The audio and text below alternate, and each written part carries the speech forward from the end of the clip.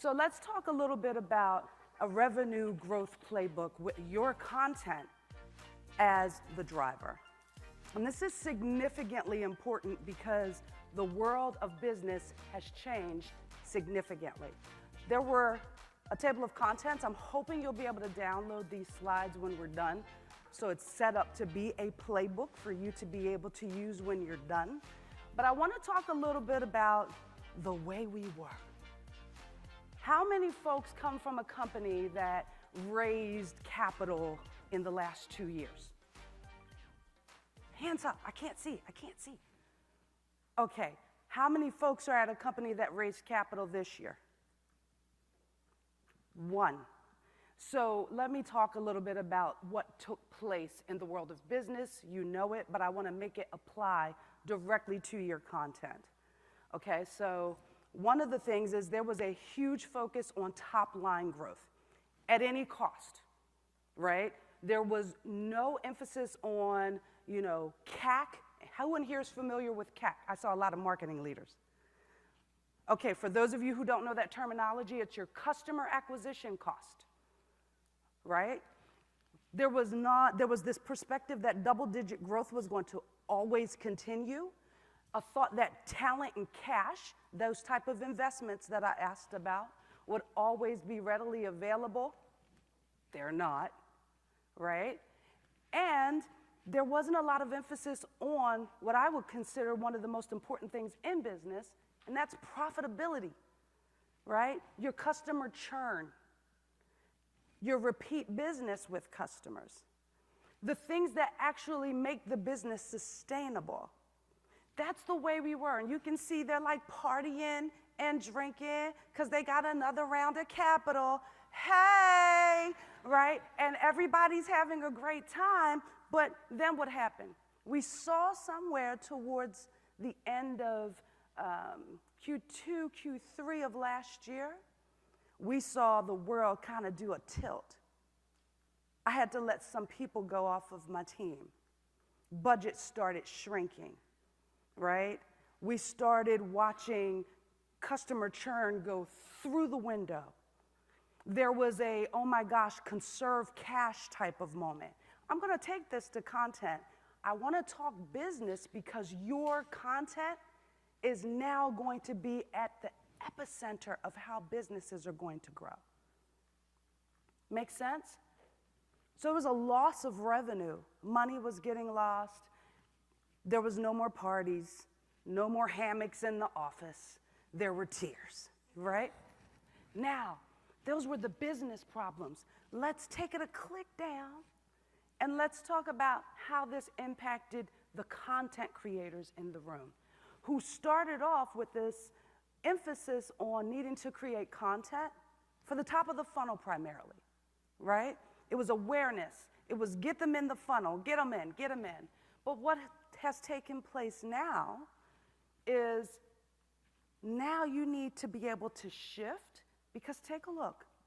Customers are coming in from every point imaginable. People are leaving. How are you connecting with them? How are you keeping with them? Do you know the business goals so that you can create content that serves every piece of the business? So I'm going to ask another quick question or two of you. How many of the content folks in here know the business goals, the revenue targets for the year? Awesome. How many of you have aligned your content strategy to that target? Ooh, I like this. Now, you've aligned it to the strategy. Have you aligned it with the rest of the revenue organization, sales and customer success? What's important to the, I see one hand. I see a ish. Is that a ish? Yeah, ish. Okay, I'm with it. So here's what happens. This is a strategic revenue optimization framework from my organization. It is important because when I sat as a CMO of a company, one of the things that I saw was people were still trying to use a funnel which is over 100 years old. Did you know that? The funnel that everyone's trying to grow their business on is over 100 years old. It does not work any longer. We need to be always on. We need to better understand the right insights, the customers, what makes them tick, what makes them happy, how are you going to connect with them? What happens when they're in the sales process? Do you have content that helps them then make a decision in the sales process? And now they're a customer. What content have you created that makes them want to buy more from you? What makes them want to advocate on your behalf? These are efficiencies in the business when you understand the revenue model of the business. How many folks in the room are working at a company where you have multiple products? Oh, I love it. Do you know the revenue split for each of those? You had to see that. That was great. She's like, I know, right? If you know the revenue split, do you then configure the content that you're making to kind of know what part of this funnel you need to create the content for each of those products? Do they have different target audiences? What matters to them? Not just their title. What matters to them? Are they staying up at night because they don't have your product? Would it help them get sleep? Is it soccer moms that can't get to the game because they have to sit and still keep doing very manual processes? This alignment across marketing, sales, and customer success is the way business is going to be done, period. Most customer success folks now have a target number for business. That is a huge shift in their role. So they are going to need additional content. Remember, I said budgets are getting smaller, teams are getting smaller, but I just showed you you need to produce way more content. And not just more content, but you need to know what channels are the right channels to put that content in at every single stage.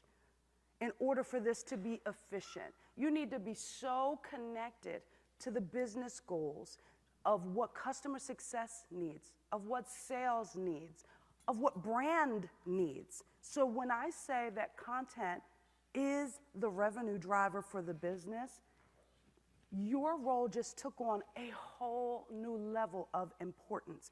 And marketing leaders in the room, such as myself and those who raised their hand, we recognize this, that we need this content in order to really create these connections, to generate the leads and move them through.